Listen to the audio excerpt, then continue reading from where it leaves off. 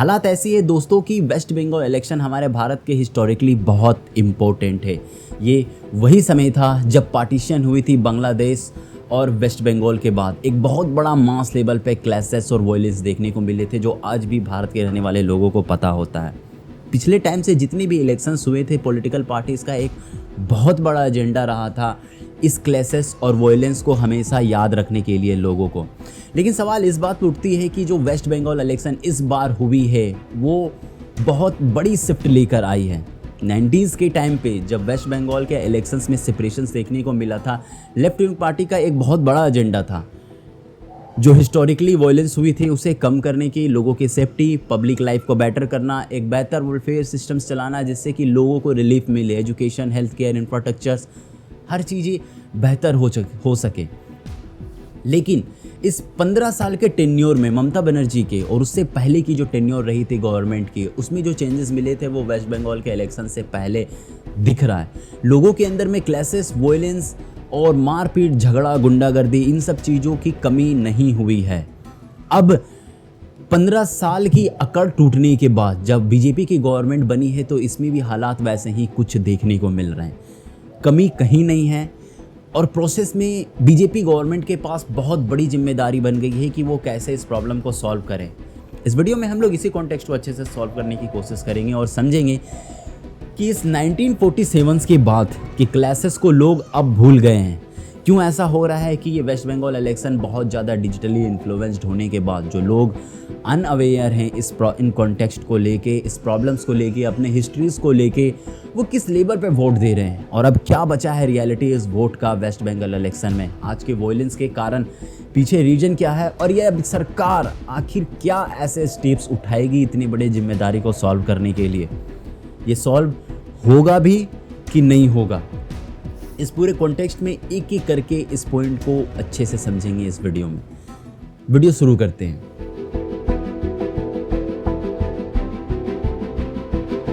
देखो, थोड़ा सा हिस्टोरिकल कॉन्टेक्स्ट को याद रखना। वेस्ट बंगाल की हालात ऐसी थी 1905 और 1947 में कि हम लोगों ने ज़मीनी नहीं बांटी थी, हम लोगों ने कल्चर, बिलीव और लोगों के सोचने समझने का तौर तरीका तक पलट दिया था।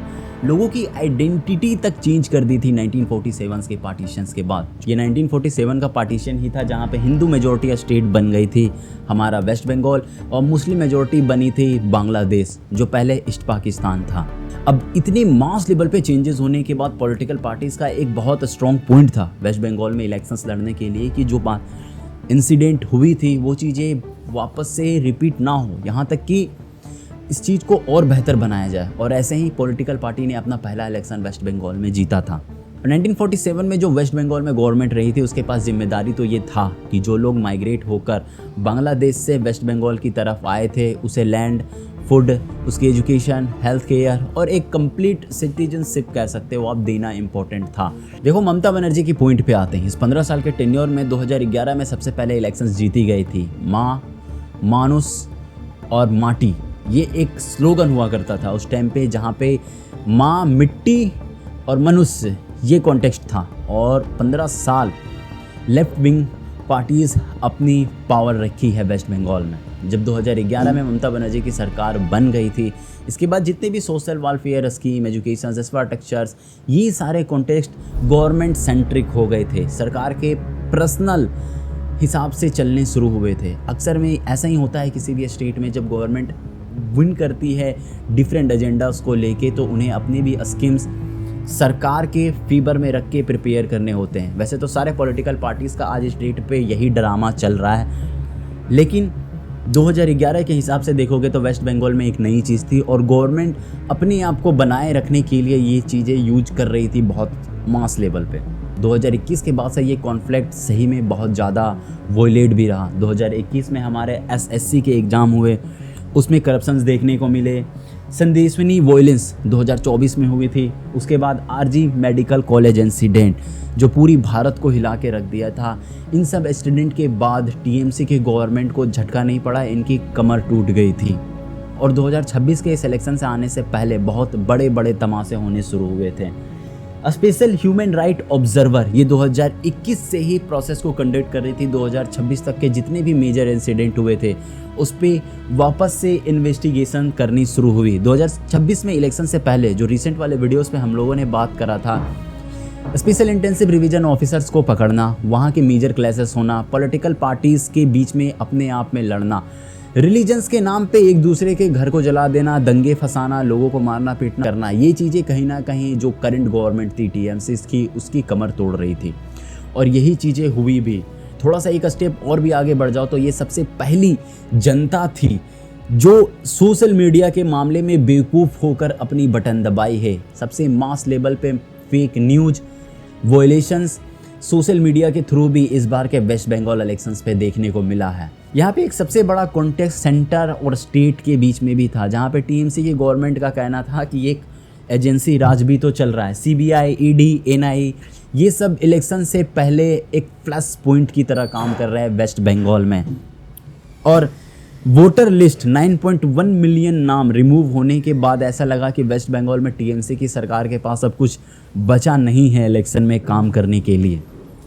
इसके बाद सबसे बड़ा प्रॉब्लम था यहाँ के डायरेक्ट स्पीच, जो ऑलरेडी पॉलिटिकल पार्टी हैं उनकी स्पीच धर्म के नाम पे डिफरेंशिएट करने वाली थी। ये प्रॉब्लम सबसे बड़ी है इस बार के 2026 इलेक्शंस में वेस्ट बंगाल में।